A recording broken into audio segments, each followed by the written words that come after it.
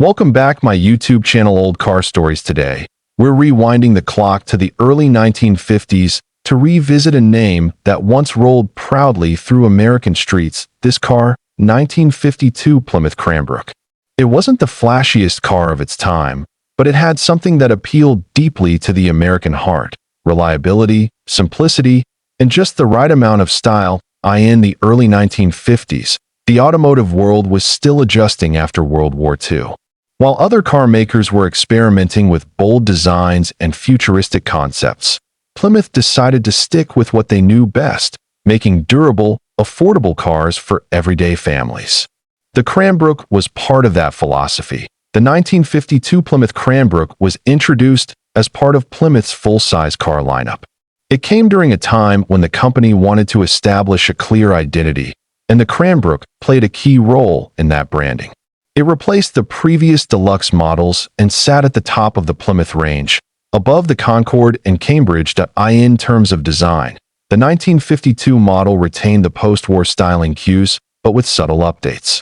The body lines were simple and conservative, yet solid and attractive. Rounded fenders, a clean front grille, and modest chrome detailing gave it a no-nonsense, but respectable presence on the road.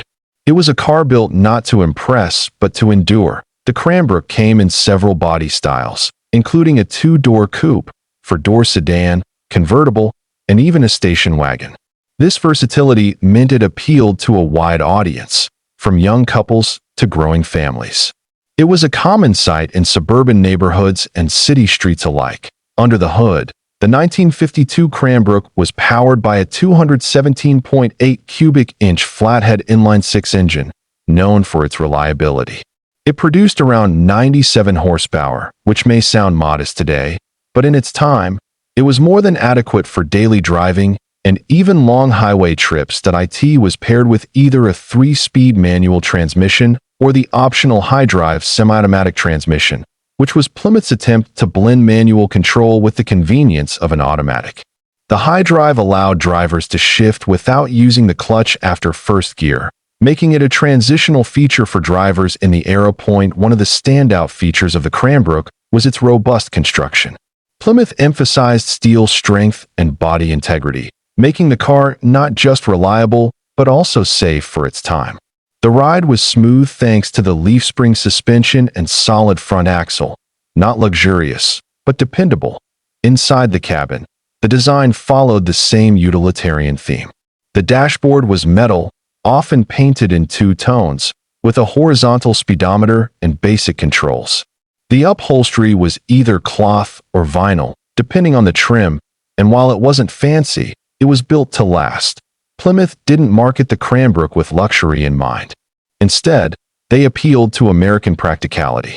It was priced affordably, and many Cranbrooks were bought with cash or simple dealer financing, which added to their popularity during a time of economic recovery. The car's name, Cranbrook, was reportedly inspired by a suburb in Detroit, Michigan. Interestingly, Chrysler liked to name their cars after places, and Cranbrook fit that pattern.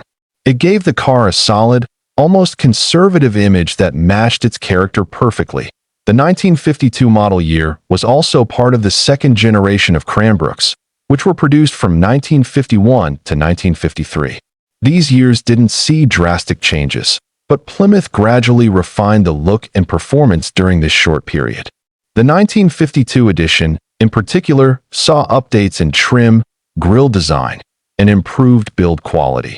Production numbers were strong. Over 450,000 Plymouths were built in 1952 across all models, with the Cranbrook making up a significant portion of those. This wide availability is one reason why the Cranbrook became such a familiar sight in American driveways. One thing Plymouth owners often praise is how easy the Cranbrook is to work on. The engine bay is spacious, the components are simple, and parts were widely available back in the day. Even today, some collectors appreciate the ease of maintenance and restoration.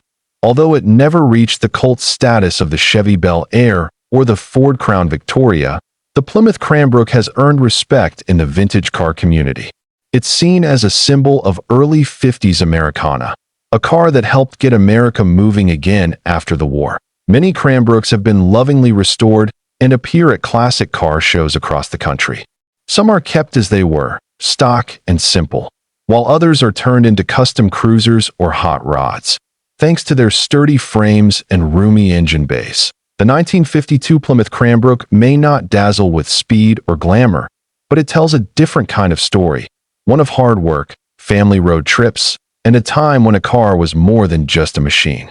It was part of the American dream, quietly doing its job without asking for much. Thanks for joining us today on this journey back to 1952. If you enjoyed this story, give us a like, subscribe for more classic car history, and let us know in the comments if you or someone you know had a Cranbrook. Until next time, keep those wheels turning and never stop exploring the roads of the past.